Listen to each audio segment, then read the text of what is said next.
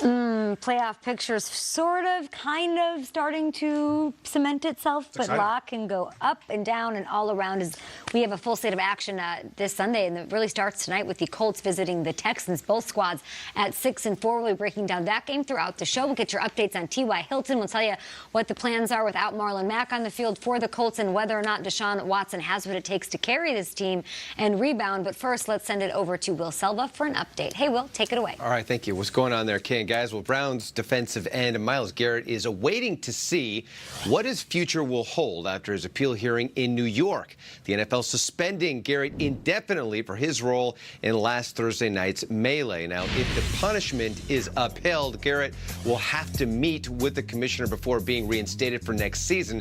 Garrett taking Mason Rudolph's helmet off, of course, and hitting him over the head with it. Rudolph knows he also played a part in all of this. He offered an apology for his actions. As I released the ball, I took a late shot.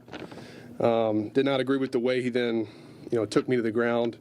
And my natural reaction was just to get him off from on top of me. And again, I should have done a better job handling that situation.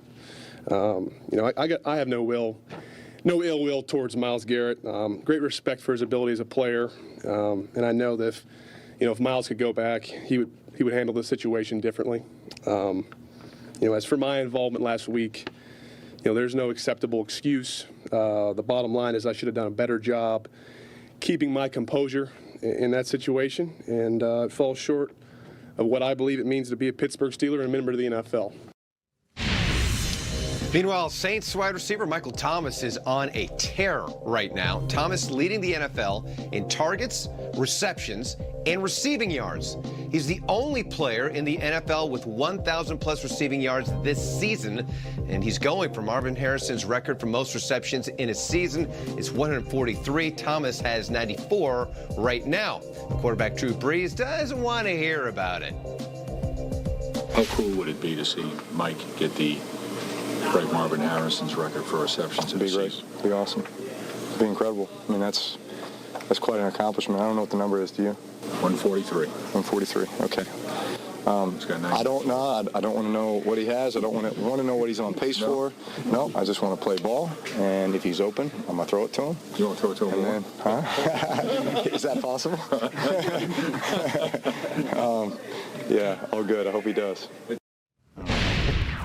Thomas is the only player in NFL history with 90-plus receptions in his team's first 10 games of a season. But don't ask him about it. He doesn't want to jinx it at all. He just wants it happen organically. So, funny take there from Drew Brees. It's the most impressive thing statistically that's gone on the whole season. And never forget, Michael Thomas is doing this, having spent a month with a backup quarterback. Marvin Harrison did not do it. Jim Sorgi. It was Peyton Manning from start to finish. Talk about it. You cannot guard Mike. You can't talk about it. You can't talk about it. True. Facts. Thanks, Will. Talk to you in a bit. This Sunday brings us an NFC showdown that we couldn't be more excited for. Packers at Niners. The storylines are so full of drama that we've dubbed this game our marquee matchup of the week. Cue the movie trailer. They might seem like an unlikely pair.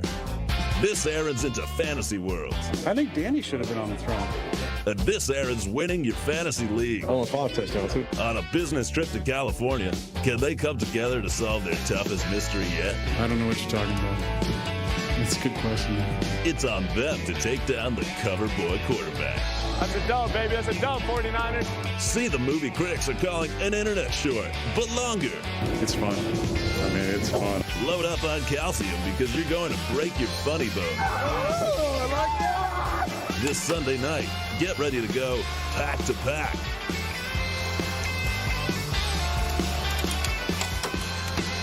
That's it.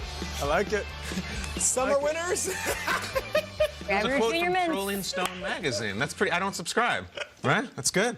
Two powerhouses, though, in the NFC going head-to-head in this primetime matchup. Shriggs, what are you looking forward to, and what are you looking at in this one? I don't know what the 49ers are, and I think a lot of people are slotting them into that 1 seed, but I look at the 49ers, and they struggled against the Cardinals, they lost against the Seahawks, and now they've got this game on Sunday, which is a mega one. Then they play the Ravens a week later in Baltimore. So as much as we want to say, okay, the 49ers are set where they are, couple losses, and they're suddenly out of this playoff picture, and they're a young team. I'm fascinated to see what version of the 49ers we get in a game they need to have. Despite what you look, 9-1, there are a lot of questions whether they can do this over the next 5 weeks. It's kind of got it all. Like, it's got the young, cool coaches. It's got the star quarterbacks. I'm fascinated in Aaron Rodgers versus Richard Sherman. I remember a moment early on when it was the Green Bay versus Seattle, and the second the game ended and the Packers didn't score any points, Sherman went right up to Rodgers after the game and said, "You were avoiding me all game. I know you were avoiding me." And, like, Rodgers doesn't really roll with that stuff. So I feel like, especially if Devontae Adams is back there being himself, that sort of chess match is just one of 50 reasons it's a great game. You know, as much as we could put pressure on Jimmy Garoppolo, and he's been exceeding expectations, I feel like the pressure is going to be on this defense of the 49ers. You know, what are you going to do when Aaron Rodgers catches his rhythm? Because we all seen Aaron Rodgers almost like a shooter in the NBA. Once he gets hot, he can shoot from anywhere. Keep him in the pocket. You don't let him negotiate with his feet, and you definitely don't let him step outside the pocket and really start to get creative with some of his throws. It's going to be up to that defensive line, those linebackers, to really collapse that and make him feel as uncomfortable as possible. It's not necessarily about the sacks or the QB hits. It's more about those QB hurries, and they're actually #1 in the NFL QB hurries. What's with you in these QB hurries? Why is that the stat? Because sacks are misleading. You know, it could be a quarterback trying to escape the pocket, but a QB hurry is basically getting him off of his timing. And Aaron Rodgers, as good as he is, he wants to drop back, throw to a spot where his receiver is supposed to be. If the DBs are doing their job and the defensive line can hurry the ball out of his hands, that's where you start to get these turnovers.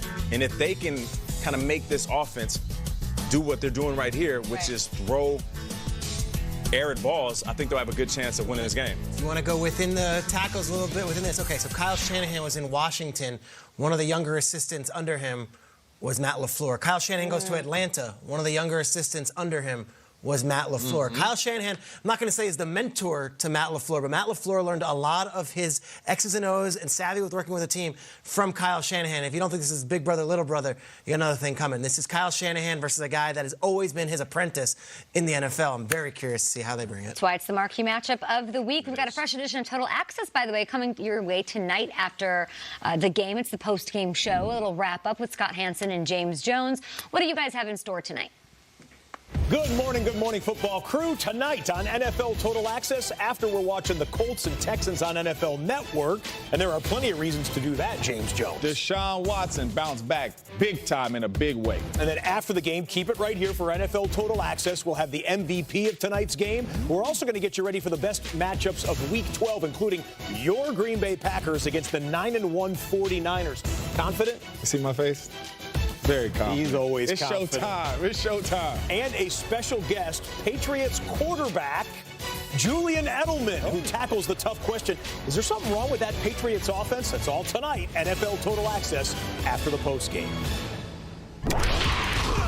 Colts Texans tonight on NFL Network. We'll go over all of the statement wins that might happen, must-win games for some quarterbacks and for some teams around the league. And Jared Jones had some interesting comments about how the Cowboys are using Zeke Elliott.